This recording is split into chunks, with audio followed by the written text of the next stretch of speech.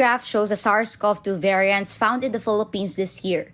There were only 5 variants of concerned cases in January, all alpha. The others not as alarming. In February, more people got alpha and beta variants, driving the surge in March and April.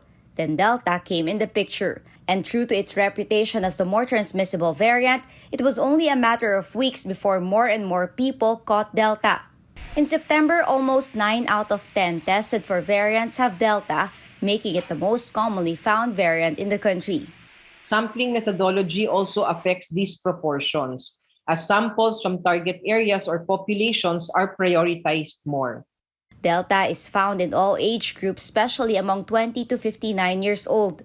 The death rate among those with Delta, about 2.5%, higher than the death rate among total confirmed COVID cases.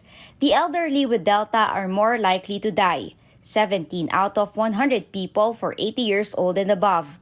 Even children are not spared. Almost 2 out of 100 children aged 9 below died. This variant drove many hospitals beyond limits. August recorded an all-time high in deaths, an average of 155 people every day, more than the surge in April. The national case fatality rate was lower this year than last year at 1.47% versus the 2.47% in 2020, despite cases and deaths increasing by more than twofold this year. About 20,000 new infections are reported on a daily basis in the past 2 weeks.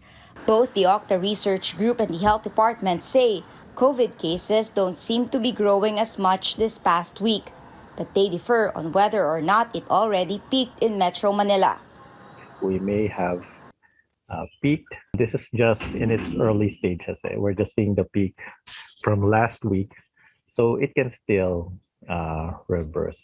It can still change. If we may have already peaked, then cases are starting to go down. When we had an average of almost 6,000 cases, yun yung peak natin. Pag-aralan pa maigi yung datos natin. Patuloy pa rin tumataas ang mga kaso natin sa National Capital Region, although bumagal ang pagtaas, pero tumataas pa rin siya.